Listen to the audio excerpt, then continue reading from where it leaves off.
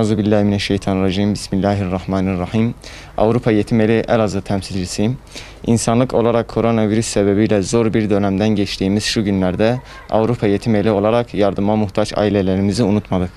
Ramazan ayının gelmesiyle birlikte yardım faaliyetlerimize daha yoğun bir şekilde devam ediyoruz. Hayat Birlikte güzel sloganıyla bir kampanya başlattık.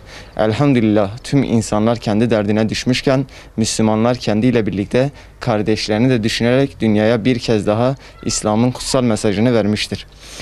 Siz de Ramazan ayında yardıma muhtaç ailelerin ve yetimlerin yüzünü güldürmek istiyorsanız Avrupa Yetim Eli ile iletişime geçebilirsiniz. Bizi Ramazan ayına kavuşturan Allah'a hamdolsun. Esselamu Aleyküm ve Rahmetullahi ve Berekatuhu.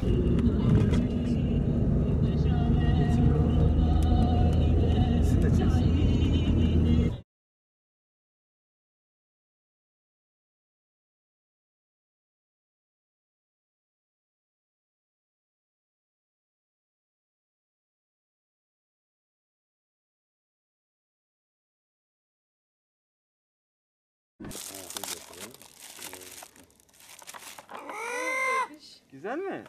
Bak güzel mi?